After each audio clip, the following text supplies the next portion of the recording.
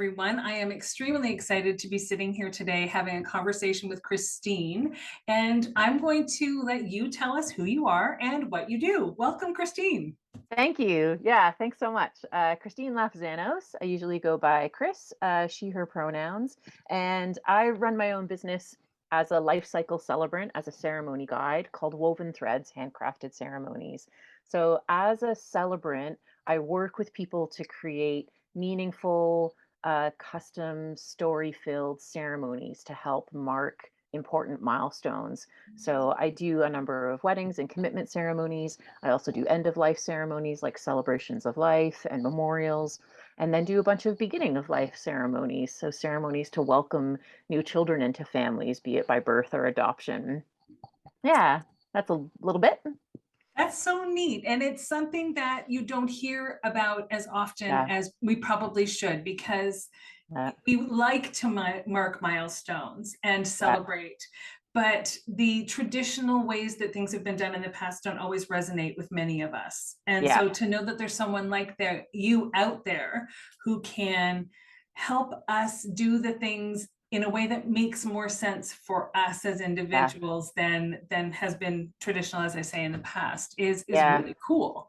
I Yeah. really love that. Yeah, yeah. A number of times, most of the ceremonies I do are non-religious. Some are like spiritual but not religious. I have like earth-based spiritual practices myself, so I often draw people who are interested in that. But for a number of people, when I ask them like, "What are you interested in, or what do you want or don't want for the ceremony?" There's this like often like knee-jerk defensive reaction that's like non-religious, non-religious, and it's like for me and for so many people, we've been burned by the religion of our upbringing, especially if we're queer. You know, we Mhm. might have been told sexuality flat out is like sinful, let alone this kind of one, right? Yep. Yep. um, and so we're at this interesting juncture of a lot of people having demographically of have a lot of people having left the religious traditions of their ancestors of maybe just a couple of generations, maybe still holding a lot of hurt from those traditions. And so anything that looks like religion, which ceremony and ritual, some of that language, people are kind of like, eh. Or Mhm. it's like we don't know that there are options outside of that, right? It's like, well, you can make something that is actually meaningful and significant and tells your stories. Doesn't have to look like any of what you're scared of or apprehensive about, right? But that's a journey that everyone's on, and Sure. not everyone's like ready to look at that, and I get that. But there's a number of us who are kind of like feeling the absence and feeling the hunger and feeling the draw. And so that's who I'm there for, to be like, okay, what are your intentions? Let's help put that intention into practice, into something that's up on its feet, that's stories, that's movement, that's action. Yeah. Love that. Hmm. Love that. Can Hmm. you tell all of us how your work can specifically help or benefit the 2S LGBTQIA plus community start or grow their families? Or I suppose your work is probably less around the starting of the family and more about the um, just discovering and having their family start or grow. Yeah, yeah, yeah. So I feel like the role of ceremony is really well suited for getting grounded in meaning and intention, for creating a space of being witnessed and held and seen, right? Like you think of the different points along people's journey that I've helped them with ceremony. I've helped folks who, like couples who are like adopt ready, right? Like they've done like a year's worth of process. They're at Mhm. the point where they're like they've jumped through all the hoops, they've got all the check marks, everything is approved. They're expectant parents, but Mhm. that's not visible to their community Right. because they're not pregnant. Mhm. So to it creates this. It created for that couple that I'm one of the couples I'm thinking of in particular. It created a space to have their journey be validated and seen, and to have people celebrate with them, Right. something that took a lot of like love and energy to be able to do, right. Or something like a first time parent who is pregnant and expecting and has chosen to gather like her closest like female identified like friends and relatives around her, and they're offering support and reflecting back to her all the skills and strengths that she has that will serve her well as a parent, right? It's that bolsters confidence, that like supports community. I'm helping a family who are having like a meaningful version of like a baby shower. It's like not about presents, but more about like stories. Sure, and sure. um and part of it is kind of like in a soft and approachable way, kind of educating their families who are joining them about what it's like being a queer family and what the particular vulnerabilities are of like a non-birthing parent in a queer family, right? And Mhm.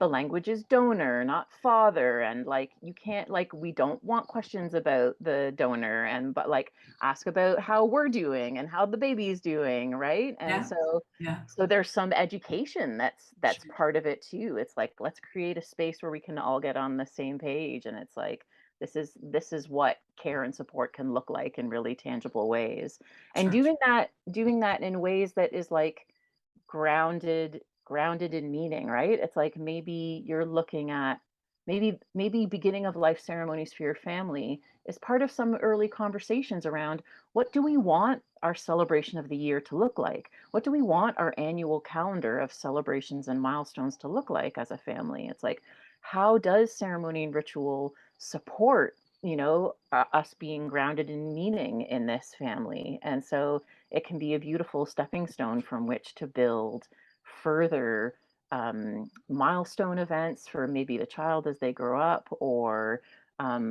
marks in the calendar year that you want to emphasize as a family. Yeah. That's really, it's fascinating, and it's not something I'd thought about before, but it's something that I wish I had thought about more when my children Yeah. were young, right?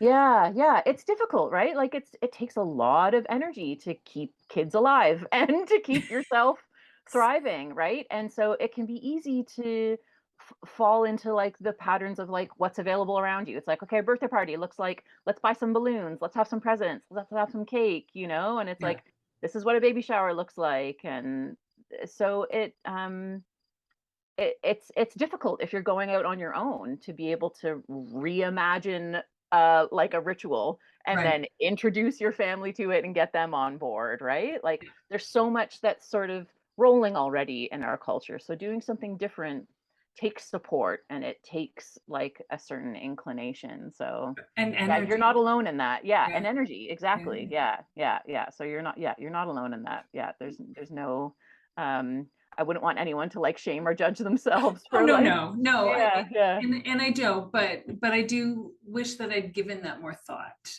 yeah, But you're right, you get caught up in the moment, and if you don't know that there are services that exist, then you don't know yeah, where to start to try and, yeah, so you think, okay, I'll just do this because it's easy and it's here.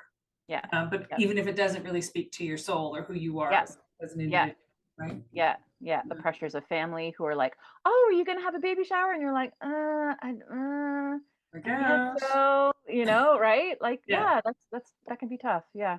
Yeah. Yeah. Are there things that you might look for working in the capacity that you do that your clients would argue make you better suited to work with the 2S LGBTQIA plus community than perhaps heterosexual professionals who work in a similar capacity? Yeah, yeah. There's there's a beautiful like sense of like safety that I know my clients have and people who work with me, of like feeling like they're going to be respected, seen, understood. I work with a lot of like non-binary and trans folks, and so it's like that assurance that someone's going to understand what your pronouns are and be able to respect that and understand what your name is, Yeah. and use that, and to understand the particular like needs and pressures and expectations and opportunities that come with being a queer family, right? And um to have a space where people don't have to like, because we all feel that, right? As queer people, everywhere we go, we're always kind of like, am I going to be treated with respect? Are you going to get who I am? And am I going to feel welcome here? Am I going to be like harassed or in danger here, right? At the extreme ends. And so just being able to create a space that's like, I see you, you're welcome here, I celebrate you. Oftentimes I understand you, but if there's something I don't understand, because I am a queer person, but not all queer people, right? So Right. then it's 100%. like, Yeah. but it's like it's a safer entry point for like, oh, this is what we prefer and this is what we hold true and this is what we value. And but just there's just so much of that like translating that doesn't need to happen because I'm part of the community, so I get it a little bit, right? Like Yeah. I get how queer families might have a different structure and it might be a non-monogamous family, and like I get what like intersectional feminism is all about and the different like intersecting challenges and opportunities that people who hold different identity positions face, right? Yeah. Yeah. Yeah, For sure. yeah. Are there are there any pearls of wisdom that you have learned over the years that your clients are especially lucky to learn from you that they may not learn from someone else? Yeah, that like really we can do things however the f we want to do things, right? That like the norms and conventions and traditions of ceremony and ritual around family life or beginning of life aren't your only option, right? Like gender reveal parties make me want to puke in my mouth. And I Yeah. think they're terrible for humanity. And it's like, you don't have to do that. and No. and the baby showers I've been exposed to feel like they're about stuff and a little bit less about like supporting the Mm. expectant parents or gathering wisdom from. I remember going to this one baby shower and there were like it was like, sometimes people will do baby showers that are kind of like, you know, sex segregated, right? So that all the Mhm. women are getting together, which from the start for a lot of queer people is like, what is that? That doesn't resonate with how my community looks. Yeah. But anyway, this one where like the in the room, the number of people who were parents, like the number of mothers who had raised children, like there was collectively about like 20 children that had been raised by the women in the Wow. room. And it's like, this quilt you made is beautiful and I'm so grateful. And thank you for buying this like adorable wooden toy. But also, could we spend some time sharing some wisdom from Yeah. all of these years of experience, right? Yes. Could we create space for the parents to be like, I'm terrified about X, Y, and Z, and have the people around them be like, oh my gosh, these are all the ways that you got this, right? Um, yeah, yeah. Remind me of the question. I lost my train of I was thought.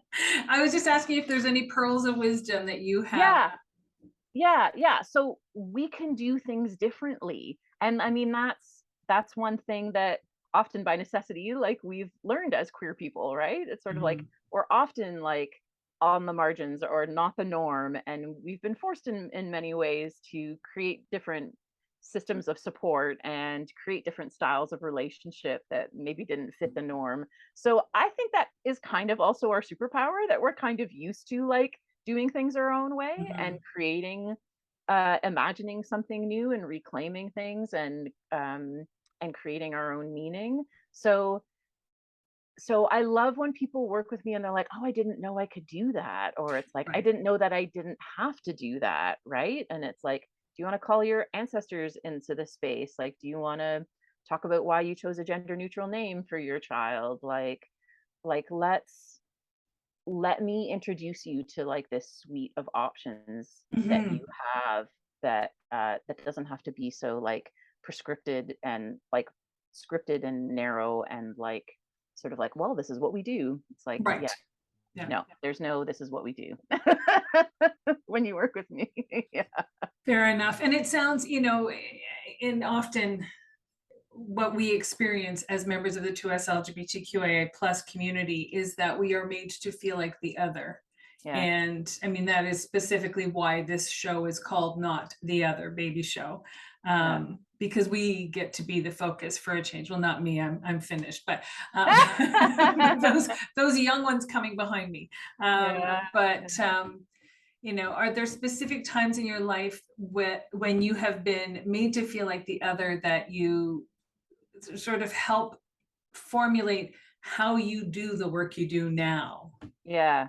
I think that entirely informs the work that I do now. Sure. As someone who's like as someone who's queer and like divorced and non-monogamous and a total weirdo and like artsy and nerdy, right? It's like Yeah, I I do ceremonies for people like me there you go. because walking in the wedding industry, you're like, what is all this heterosexual like Mhm, focus on like spectacle over meaning, like big lavish, like money equals mhm. value, and you're like, what? And then like Babyland, also very straight, also very like Sure. focused on like stuff and image, and you're like, is it about like how expensive your stroller is? Like what? Yeah. Well, um that's how we met, is at a yeah, cisgendered, heteronormative focused baby show. yeah, And yeah, and we yeah. both saw a lot of that that weekend. Yeah, yeah, exactly. So it's like, um, so I exist to be able to create a safe haven for the people who don't belong elsewhere. You know what? Fair enough to say it like that, but Yeah, yes, creating a yeah, safe space for people who don't feel like they fit into that box. yeah, yeah, yeah, exactly. So, I mean, I'm constantly learning, but I like to think that I try and bring a sensitivity and awareness to the diversity of identity positions that people can hold and how that impacts how I can serve them. It's like, what are the accessibility needs that you have during a ceremony? Do you have pain or restriction with certain movements? And like, are you like how can we like help manage your anxiety in this like thing where you're in front of like a group of people? You know, what does it mean to come to the table with an immigrant experience or with a family for whom for most people English is their second language, and so it's like, okay, do we like how about we translate some of the ceremony so that it happens in two languages, or can I get it to you ahead of time enough that you can create a translation of it so that loved ones can sort of follow Oh, along I and love be that. included? Or it's like, how do we recognize, you know, your ancestry and the different identities you hold, and how could we bring those into like the ritual action or the readings or the different content of the ceremony, right? So it's trying Yeah. to understand the complexity and the multiplicity of people's identities, and how to create a space that respects that and doesn't just have this like narrow assumption of like what normal is and Yep. only serves that, right? It's like, yeah, family dynamics are complex, and too often for 2S LGBTQ folks, there can be tensions in families of origin. So it's like, how do we create ceremony and ritual that is honest to the fact that some people there feel like they support you, and some people there feel like they don't get you and they haven't got you for the last 20 years, right? Yeah. And so it's like, whereas I don't know, it's like I feel like you might work with you know, someone who's straight and they'll be like, oh, wedding, happiest day ever, your parents must be thrilled, and it's like, well, I don't talk to my father, he's an asshole. Yeah. Yep. And it's Yeah. like, and So they're like, oh my god, I'm so sorry. And it's yeah. like, whereas I'm like, yeah, families are families, and like that that's normal. And I'm sorry that you're moving through that challenge, but you're not alone. And here's different ways we can work with that, you know. And yeah, so yeah, felt like the other most of my life. I feel like that makes me sensitive to the needs of other people who are also sitting in marginalized identities. Yeah. Yeah. Fair enough. Yeah. Yeah. I mean, I know I have bias because, and you'll have some because you've agreed to participate in this show, and I recognize you are not a parent yourself. But if you were to had a family or have a family, do you feel like a show like this would have been or would be beneficial to you in your journey of transitioning from not being a parent to being a parent as a member of the queer community? Yeah, definitely. Definitely.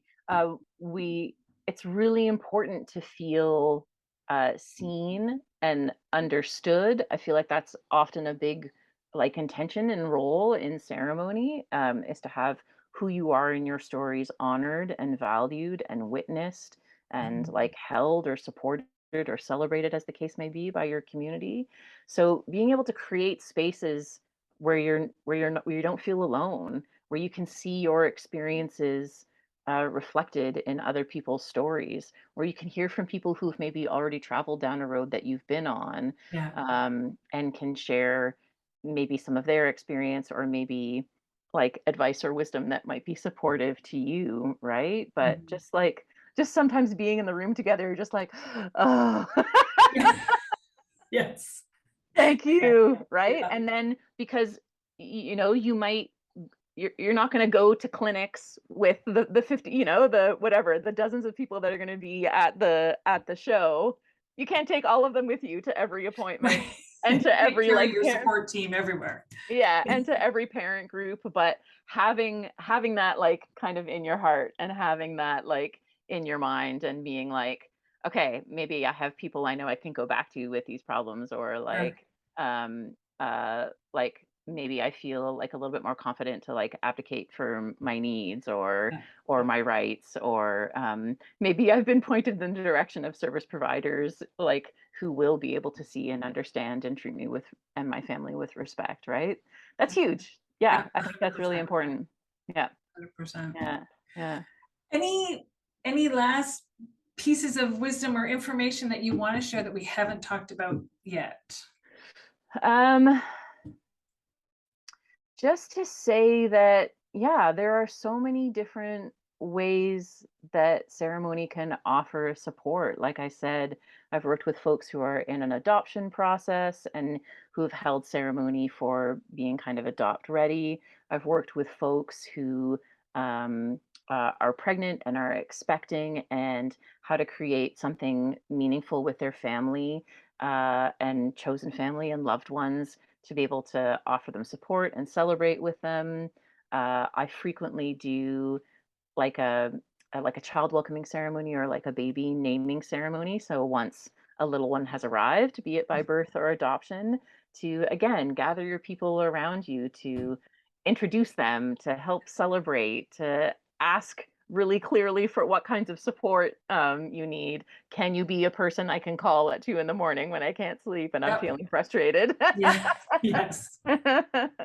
um, so it can be a real they those types of ceremonies can be a really lovely mix of like meeting your heart-based needs and then meeting some really practical tangible needs of like, here is the meal train sign up list. Yes, that's right. We'll email that to you as well. Yeah, yeah. And so, or, you know, to navigate through losses. I mean, if folks are in a journey of trying to get pregnant, you know, managing and experiencing losses of pregnancy is not something that's uncommon. So, Yeah. as someone who works with sort of like the full life cycle of ceremonies, it's also an honor anytime I'm there to support loved ones who are grieving the loss um, of a pregnancy or of a young child. Those types of losses can often be too invisible, and something that can be kind of like hidden away or not talked about. But they're real and valid grief, and deserve to be supported through, and not just like, oh, you'll try again, sort of like blind, Yeah. like let's just disregard all the pain that you're in at this moment. Yeah. um, and those types of rituals can be really private things with like under 5 people, if that's what feels Yeah. safest, or it can be something that you choose to gather your wider community around you Mhm. to help grieve like the hopes and dreams that you had for that Yeah. child and for your family that aren't going to happen now. We need to feel through those things. We need to feel through all of the things in order to be able to um it's like if you don't actively feel the feelings, they kind of leak out. Yes. Yeah. They and will will come out at some point, either intentionally or unintentionally. Yes, for Yeah, sure. yeah, yeah. So ceremony can Yeah. be a beautiful thing to help when you need support, when you're in a major transition, when you have something big you want to celebrate, when there's a big identity shift, right? So, um, yeah, for people to think about, to remember that that's an option for them and that they don't need to know what that looks like exactly. You know, that's when you work with someone Sure.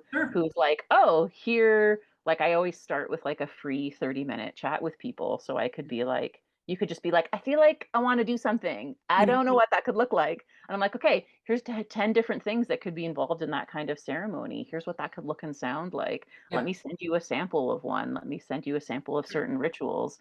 And then people could go, oh, I could, oh, now I can imagine that. And now I Right. can decide what that can help me decide what I want and what feels good for me and what I need, right? Yeah. And it's just one of many different forms of support. Some people aren't they're like, I'd rather go on a 1 week solo camping trip, or or with me and my partner, to be able to move through these feelings. And ceremony and ritual isn't something that I'm drawn to. It doesn't make it wrong if that's not a form of Mm. connection or creating meaning that you're drawn to. It works for some people, and it's not on some people's radar, and that's okay too. Yeah. It's supposed Yeah. to be individual, right? Our Yeah. feelings are supposed to be our feelings, Yeah, yeah, right? yeah. And luckily there are many tools to be able to move through that, and many ways to create community and to stand in meaning. Maybe you're like, I'm gonna write a shit ton of poetry about this, and that's how I'm gonna move through it. And it's like, awesome, I'll buy that book. Yeah. Yeah. Yeah, yeah, yeah. How can people get in touch with you? Because I am quite confident that you are going to have lots of people reaching out after listening to this conversation. Lovely. Yeah. Thank you for saying that.